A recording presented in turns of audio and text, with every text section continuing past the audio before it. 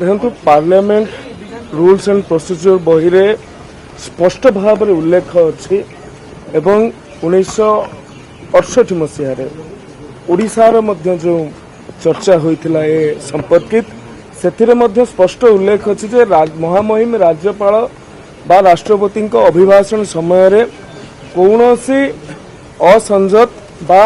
कौन विशृंखलित कार्यक्रम विशृंखलित आचरण को ग्रहण करा जाय परिबो नाही एवं यह पनिशेबल एथिपाई दंड विधान रो व्यवस्था मध्य रही तेणु जो कथा राज्यपाल अभिभाषण समय रे घटिला ताहा अत्यंत दुर्भाग्यजनक एवं गोटे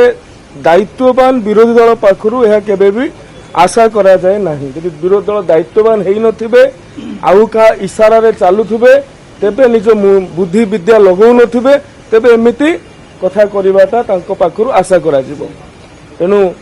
संसदीय व्यापार मंत्री जो कथा कहिसंती जे विरोधी दल नेतांको उपरे दंड कार्यानुष्ठान ग्रहण करा जिवो र आवश्यकता अछि एहा से मनरु कहि नांती एहा पार्लियामेंट प्रोसीजर रे स्पष्ट भाव रे उल्लेख अछि।